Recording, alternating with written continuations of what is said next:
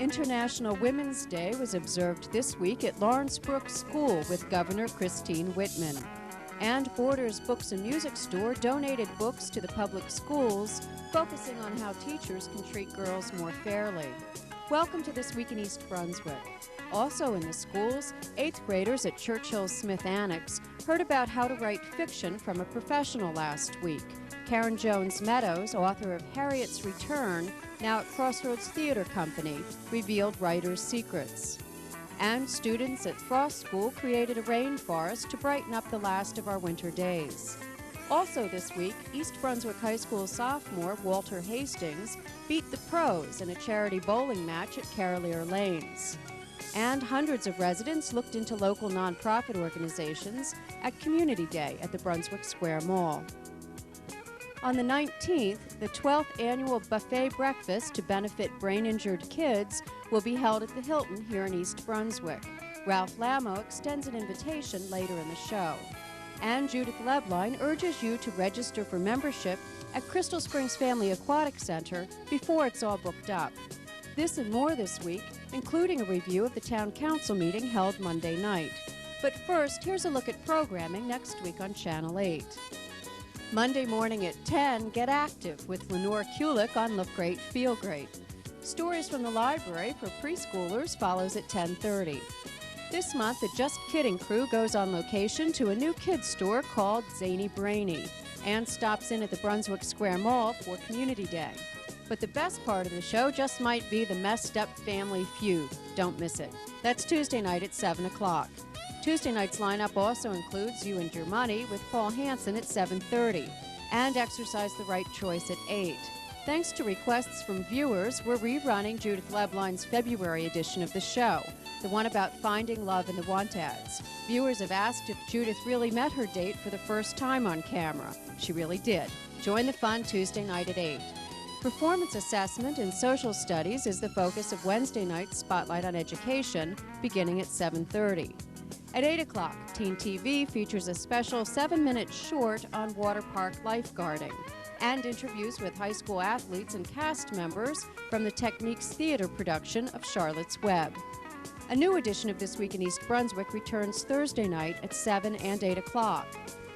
For information about local nonprofit events this month and more on the Channel 8 schedule, watch the Channel 8 Community Bulletin Board. My name is Ralph Lamo. I'm a captain in the Division of Special Police of the East Brunswick Police Department, and I'm also the president of East Brunswick Local 9 of the New Jersey State Law Enforcement Officers Association, who sponsors a yearly breakfast for the brain-injured children, otherwise known as Camp Daisy. This is our 12th year that we're sponsoring this breakfast, and all the monies that are donated or tickets that are purchased go to Camp Daisy. There are absolutely no expenses. Every nickel goes to the children. The breakfast is at the Hilton Hotel at the Twin Towers on Route 18 in East Brunswick. It's $8 an adult and $2 for a child under 10. We can serve, it's a buffet breakfast, and we can handle up to 2,000 people. The room holds 1,000, so you can come anytime between 8 and noon on Sunday, March 19th, between 8 and noon.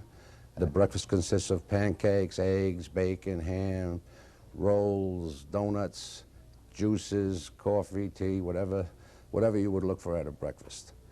There's ample parking space at the hotel, and best of all, it's free. And we hope you'll support this worthy cause, and thank you.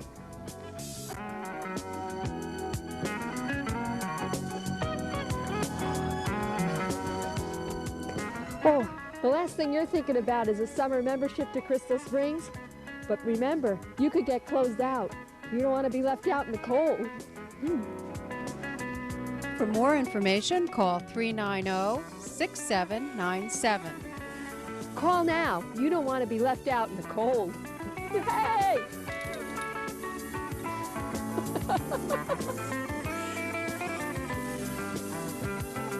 Representatives from more than 40 local nonprofit organizations set up at the Brunswick Square Mall on Sunday. and offered information about their groups to shoppers. Here's Karen Burke and Doug McKeegan with more on the township's 6th annual Community Day. Hi everybody, I'm Karen Burke, Manager of Recreation, East Brunswick Township, and with me today is the Rec Supervisor for this very special day, our 6th annual Community Day, Doug McKeegan. Nice job, Doug. Thank you very much, Karen. Today turned out to be a great day. We have 41 groups here today, and everybody is just doing a great job. And the performers are outstanding today. We're having a great day. In the background, you can hear the Deans of Harmony. It's nice to have a little bit of background music. Going, How's that, yeah. folks? It's been a really great day. We've had, as Doug said, no one didn't show up this year. Everybody is here, and that was really nice. We didn't have any empty tables, and I think it's been very beneficial not only for the department but also for the mall. Right. And that's the whole purpose, so that all of you folks can find out what's going on in your community. So, Doug, what are some of the groups that have been here today? Well, some of the groups that are here today are the Crazy 8 Square Dancers, the Veterans Monument Committee is here. We have the Department of Public Works, Raritan Valley YMCA is here, Cavalry Chapel, who performed today, and they were exceptional. The Deans of Harmony, as Karen mentioned, we have EBBIC, That's the Daisy Group, folks. Yes, that's correct.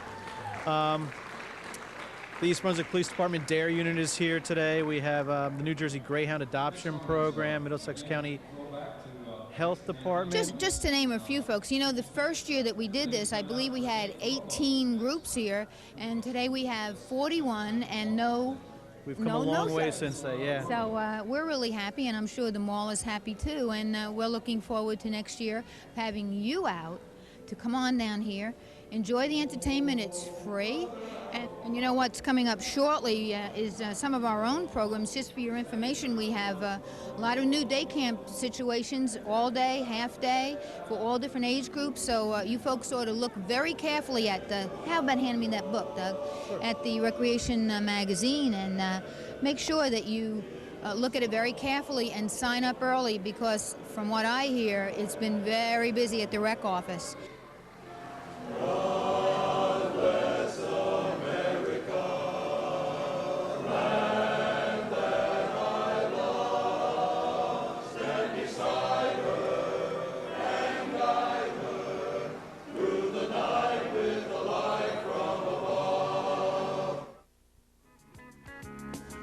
Students throughout the school district have been celebrating International Women's Day this week.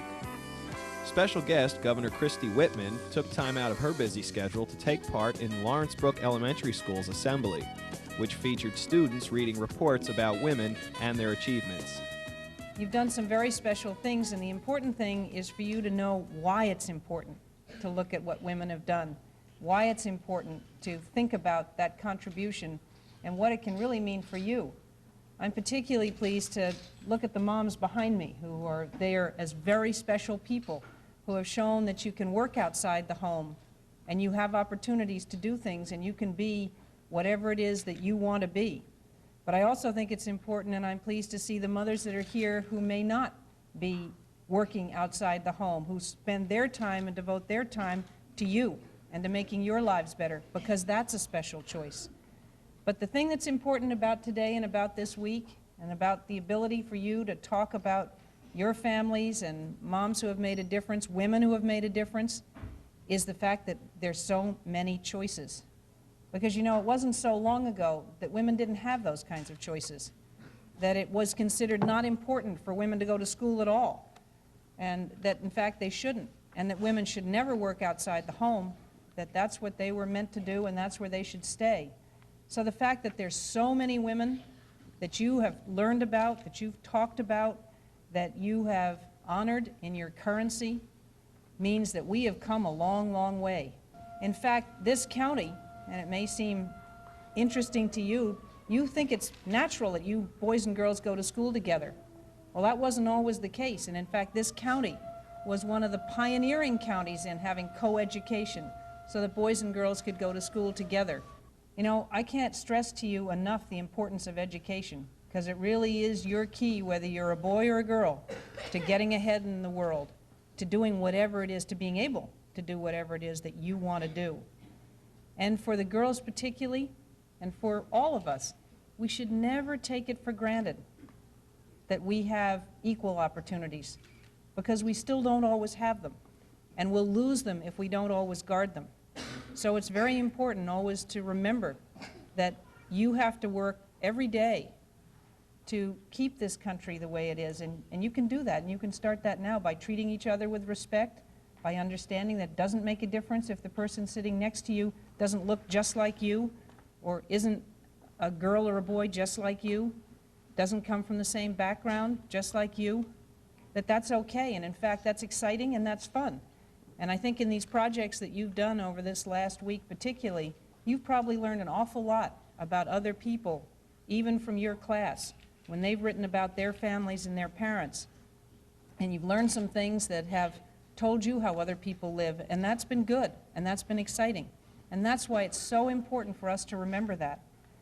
You know, it's too bad with all the women that you've been able to look to and pick out on your $5 bills as important women, there's still not enough of them.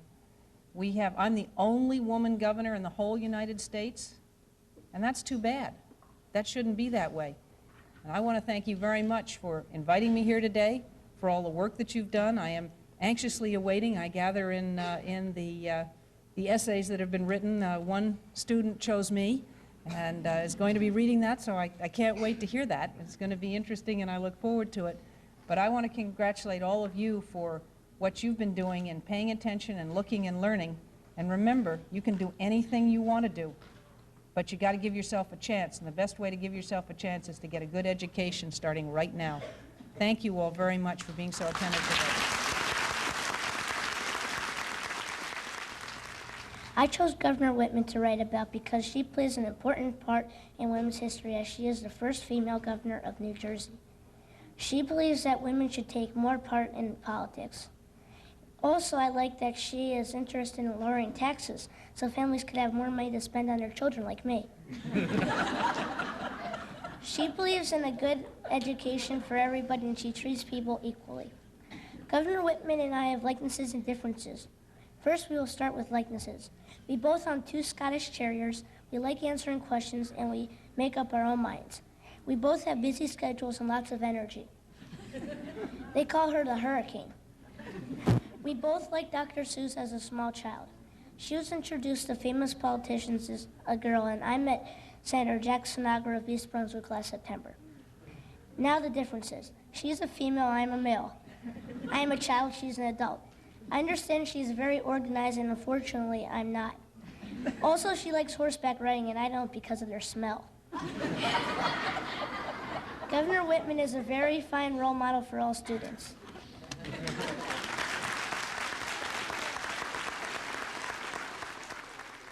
Sandra Day O'Connor. She is a famous woman because she was the first woman justice appointed to the Supreme Court. Sandra Day O'Connor was born on March 26, 1930. She is a graduate of Stanford University Law School. Also, in 1972, Sandra Day O'Connor was named Phoenix Woman of the Year. Also in 1972, she participated in a debate on the floor of the Arizona State Senate. One time, she even shoved the gunpowder in the cannon. Molly should be honored for her bravery during the war. Molly died January 22, 1832. My mom came from a poor family. She took care of her sisters and brothers because her parents were working longer hours in a day to meet their expenses, as well as save a little for their children's education.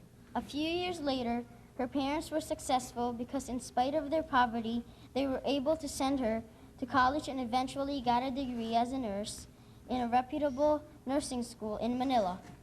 After graduation, my mom worked as a clinic nurse in a government office. She married my dad at the age of 24 and had 3 children. When it got too hard to support her family, she thought of working in America. She moved to America and got lucky to land a good-paying job in a New York hospital. 3 years later of hard work and sacrifices, of being away from her husband and 3 children, she petitioned for my dad and us, which is the very reason I exist here at Lawrence Brook. She's the most wonderful woman I've ever known.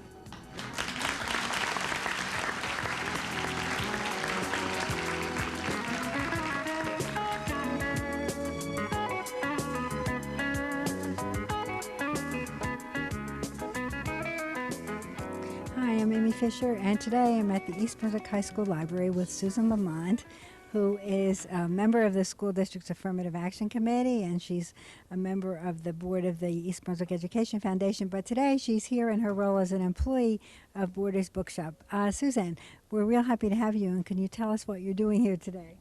Well, Borders is interested in helping the community where they are, and they have offered to donate these 3 titles to the East Brunswick High School, the library, the Hammersholt High School, Hammersholt Library, and the Churchill Library. They will also be giving a copy of Schoolgirls to each of the elementary school libraries. Now, this is for observance of International Women's Day that's taking place throughout Middlesex County today, actually throughout the world, but this is one of the events in our district. Could you tell us a little bit about these books?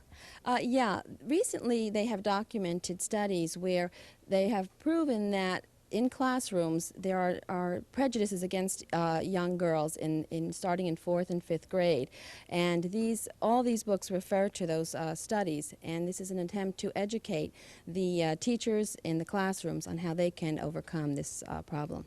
So these books are being placed in the media centers for the use of the teachers in the schools. Will you be going around to the other schools to be delivering the books? Yes, I will. I'll hand them to each of the media center specialists.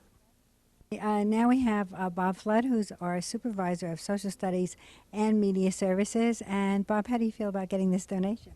Oh, we're very pleased. The K through 12 media program really appreciates the donation. It's going to be very helpful to both students and to teachers, learning a little bit more about some of the examples of gender bias and some of the deprivations that adolescent girls go through. So we thank you very much. We're very pleased. Actually, this goes into the social studies program as well as the media program. Oh, it certainly does. The affirmative action tie-in to social studies is directly supported by the kinds of materials that are being donated, and it's going to be a big help to us. I wish we could get more people in the community to do what Borders Bookstore has done for us. Okay, well, thanks a lot, and thanks Borders on behalf of the district. Thank you, I will. East Brunswick High School sophomore Walter Hastings and North Brunswick's Jennifer Russo beat the pros Monday night in a charity exhibition match at Carolier Lanes. $75,000 were raised to benefit the Tournament of Champions, the Institute for Children with Cancer, and the IOF Foresters, the PBA's official charity. Triple Crown winner Johnny Petraglia and 94 Player of the Year Norm Duke took part in the 2-game Baker format match against Hastings, who, with a recent 866 series, has the highest Young American Bowling Alliance set of the season, and Russo, who posted the highest score in the girls' scholastic division. Teen TV host Derek Gardella caught up with Walter after the match. So what happened tonight? Yeah, we were just out here having fun, shot big game, we beat the pros. How will this affect your future career as a bowler? It should be good, so I get a taste of what it's like to bowl against the pros and what it's like on tour. So. How long have you been bowling?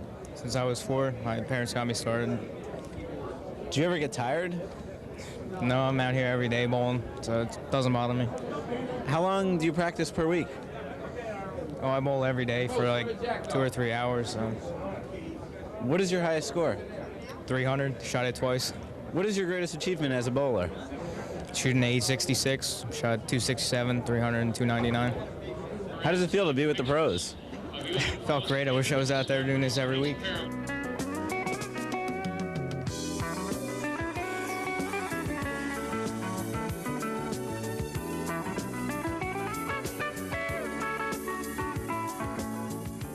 Hi, I'm Amy Fisher, and I'm at Frost School with Dr. Jim Hoffman, the principal. And Jim, you have created a veritable jungle in your lobby. Could you tell us about this project? Sure. This year we have a school-wide project where we are focusing on the environment. And as we approach the winter months, we realize that there's not much you can do regarding the environment during the winter that is not going to involve a lot of snow and ice. And so we decided rather than go outdoors to the environment, we would bring the environment indoors. And to kind of dispel some of the winter doldrums, we created a rainforest in the middle of the lobby at Frost School. How many people worked on this? This is a project that involved every child in the school. Each grade level had different pieces about the rainforest that they had to create. For example, kindergartners made leaves, first graders made flowers, second graders made birds, and so on. In addition to that, each grade level also created a tree. So there's a grade level tree in here for each grade in the school, and each piece of animal or insect or whatever it might be was made by one of the children. And now you have a TV program going on inside one of the trees. What is that? well, we call this our interactive rainforest because in addition to just the decorations and the animals that were created for this, we also have a computer program where children can take a trip up the Amazon River. We have videos, as you can see, videos on the rainforest where children can come see, and we have a screen built into a tree. And we also have sounds of the rainforest playing with some hidden tape recorders in the room. The Rainforest Nightclub on Route 18 was the topic of discussion during the public portion of Monday night's town council meeting. Residents and a business owner neighboring the club angrily demanded that it be held to code. My daughter's bedroom faces right over it. I mean, she has to watch her man urinate on vacuum cleaners, cursing. It's just getting told out of hand. And I hope somebody will do something soon. There is a code in this town that says for every seat you need one parking spot for 4 people. That is how the code stands. At the Rainforest, when he was approved for 400 people, he has more than enough parking. He would need 100 spots. He has 138 spots. At a total of 353 in his restaurant and 507 in his nightclub, that equals 860 people. He is required to have 215 spots to be open. That is your code. Now, I understand what all the residents are going through, and I'm here because I'm behind them. But I'm also here because at my restaurant, I've become the annex parking for the Rainforest. I have liability because I have a liquor license. I have to control my own barkeep.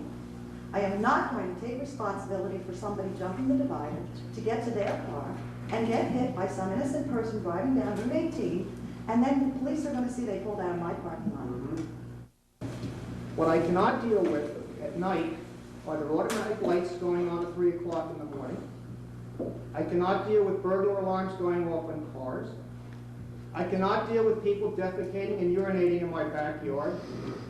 I cannot deal with someone trying to steal a seasonal flag right off my front porch, and the only reason he couldn't get away with it, he was too drunk to unscrew it.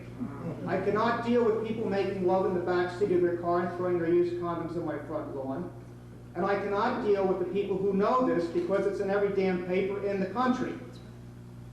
Now I'm getting tired of it. My neighbor and I are trying to sell a house which has been devalued by the illegal actions of township officials and the guy that owns this house. Yeah. Don't tell us there's going to be an agreement. It's not a matter of agreement, it's a matter of law. On Tuesday, zoning officer Joan Farrell sent a cease and desist order to Rainforest owner John Cheng. Also at the council meeting, Township Budget Manager Adrian Eisner presented the administration's 1995 proposed capital budget. Finally, members of the junior level Girl Scout unit were commended for their participation in the township's Clean Communities program, and Deborah Cohen was honored for receiving the Golden Apple Teachers Award. Whereas Deborah Cohen, a 4th grade teacher at the Solomon Schechter Day School in East Brunswick, has won the Golden Apple Teachers Award for the month of March 1995. And whereas this award is presented by the cable television network CTN to recognize outstanding New Jersey teachers who make a difference in the lives of their students. And whereas the Golden Apple Teachers Award was created to spotlight those New Jersey teachers who shape our children's future. And whereas Ms. Cohen's students nominated her for this award because of her dedication to the profession of teaching and for her inspiration in the classroom. Now therefore be proclaimed that I, R. Oskowski, Mayor of the Township of East Brunswick, to hereby congratulate Deborah Cohen upon receiving the Golden Apple Teachers Award and wish her every best success in her career and in her field of education. Congratulations. Hi, Hi, I'm Amy Fisher, and today I'm in the Smith Annex Library with Mrs. Helene Dubinsky, who is an 8th grade English teacher. And Helene, you have a special speaker for your classes today. Could you tell us about her? Yes, Karen Jones Meadows is a playwright, and she will be performing at Crossroads Theater Company. We were fortunate enough to have her come to our school and talk to our 8th grade students, my 8th grade students today, about the process of writing. Mrs. Lamb, one of my students' parents, was able to arrange for this wonderful program. And how does talking about the process of writing relate to your curriculum? As an English teacher, we are all concerned about the process of writing, and we stress pre-writing, brainstorming, doing rough drafts, and working very hard to bring a paper to a final copy. And so we would love to have somebody that does this process all the time come to us, speak with us, tell us how she works through something until she brings it to her audience. Well, that's great, and it'll be nice for the students to have an opportunity to see a real writer and hear what they have to say. Absolutely. We always try to enrich the writing program, and this is a wonderful way to do it. Thank you. You're welcome. So both of you have touched on it. It's the communication. That's the hardest part.